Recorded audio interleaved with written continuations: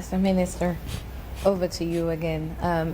What level of accountability do you expect Sierra Leoneans to demand, especially as we await, the findings from the investigation? You've just mentioned the preliminary from the chief officer from Fire Force, who mentioned that it was electricity malfunctions. Yeah, but not EDSA related at this minute. So yes. Think about it this way. GUMA sends water into your building. If your pipes are damaged and it overflows, it's not GUMA's fault. So the reason why I get frustrated sometimes, and I try not to express my frustration, is listen to what my brother Alfonso just said. He just went on a tirade against EDSA without knowing the facts. It's classic. It's true we have one problem with EDSA, and there are challenges with citizens in this country. That's a fact. You can hold that separate. But don't rush don't rush into conclusion about an issue that you don't know yet all the facts on. I just said the professional opinion of the firefighters is that it was a domestic fire situation because of electrical appliances. So what the investigation is doing now is a few things. One, to establish the cause. And as Reverend just said, we need to understand whether this was because of negligence, that should lead to heads rolling, or an intentional. Yes, of course. Look, the consensus, the leadership of the Vice President was clear. A thorough investigation must be conducted. Okay. Police is already speaking to all the people who were in, around, who work there. Everybody is being reviewed. That is what is required by any place where something like this happens. Is there going to be accountability? That will be based on the findings of the reports. That's the right thing to do, and that's right for them to call on. I just want to plead, because I know in a moment of crisis, it's easy to want to be the headline. And I see Alfonso has used some of the big words he's been practicing on me, unfortunate and all that. But he's wrong. The Oval Office, check, Google, where's the Oval Office, where the president sits? I've actually been there, so I know too. And it's public information.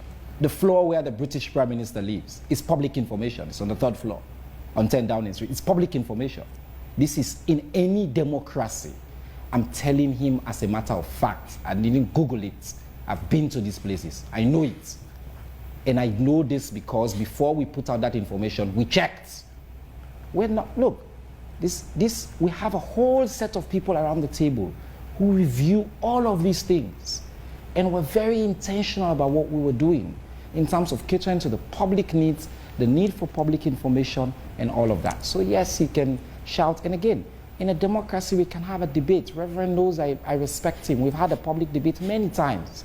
But to now try to sit down now and use big words and throw against me versus Reverend, we can have a debate. It's a debate.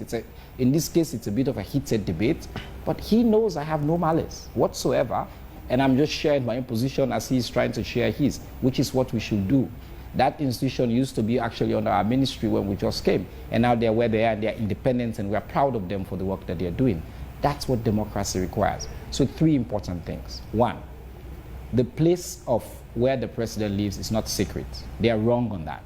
Fact, dead wrong. Everywhere on earth, where the president lives, his floor is not secret information. In a democracy, it's public information. The Oval Office, its location, the floor is public information. Everybody knows that. So that's number 1. Number 2, the call for transparency and for a speedy investigation. They are right on that. We should all do that. And the citizens should call for that, and we should all work together and ensure not just that this is done in a speedy and transparent way, but yes, if the investigation shows that there was negligence or some action, there should be accountability. And I can assure you, His Excellency the President, the Vice President who's leading on this right now, are committed to that. And number 3, very important for us not to rush into conclusions and impugn our state institutions. They might have problems on their own. And I'm sure EDSA has many problems. As Minister of Information, I have to defend them too many times than I would like to. But the fact of the matter is that put focus on the fact here.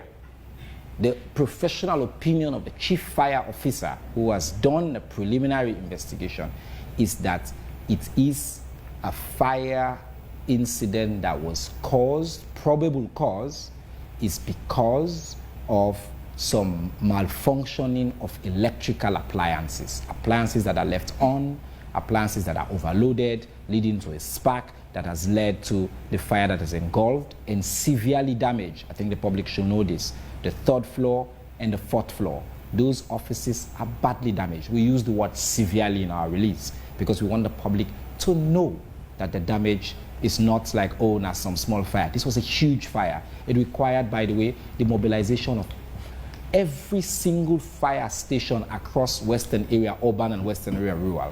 They had to call for reinforcement. Again, my job, my desire, like them, is for the public to have access to the information because democracy is dead without information. And that's the information that we have, for the public to know that. Even with all those fire trucks that came from all over, we needed additional backup. We had to mobilize Guma Valley, as I stated in the public release, for Guma Valley to bring additional water bouncers. Now, we're going to have a bigger conversation, as we must, and as they have started alluding to, about our state's preparedness, about how equipped our fire services are, about what we need to do to prevent fire. Not just us as a state for public buildings, but you in your homes. There's too many fire incidents that are being reported right now. These are all reasonable, critical questions that must be asked, and we will ask those questions. But at this stage, the focus is this investigation, what we're doing, and the heroism. I don't want to leave that out. The heroism of the firefighter. I was there. I saw these people coming out of fire. I saw that they risked their lives. I saw that when they were fighting this fire, steps collapsed. These people were fighting. So think about it. A fire is happening. People that don't receive a lot of money, ordinary citizens like you and I, people are running away. They're running into the fire. They are national heroes. Today, on this day, the prevention of that fire from extending to other wings, from coming down to the second floor and others, they deserve a praise from all of us for their heroism. National sovereignty, they say, means everything. I mean, anything. And protecting State House means everything. Do you see more at stake here, taking into account the severity of the incidents we're talking about?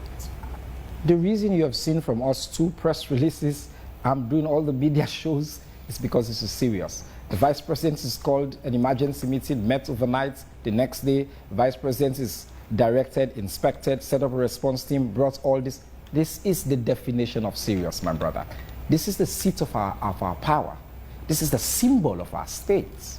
For there to be any infraction of any kind, it requires all of our seriousness. And this is something I can tell you it's been taken at the highest level. But what I don't want to get into is speculations, is to start this gossiping or say, oh, now this, no. Let's follow the fact. And I've given you the fact. The fire officer provided one fact. And I can tell you that not everybody wanted, oh, for us to say this. And I'm telling you that, no, I said the public has a right to this information because this is their building. State House belongs to the people of this country. And so they needed to know, what are your preliminary findings? And I can tell you that's the fact that I've given you. The preliminary finding is that it was because of overload of electrical equipment and within the building. And that's where, and by the way, on the 3rd floor is their professional opinion, there was the epicenter of the fire, and then moved over to the 4th floor. That's the fact as we know them. And that's the fact. And once we have any updates, my commitment to you, and I can tell the people of Sierra Leone that I've done in almost 2 years in this job, is we will bring you the facts as we know them, because you have a right to that information.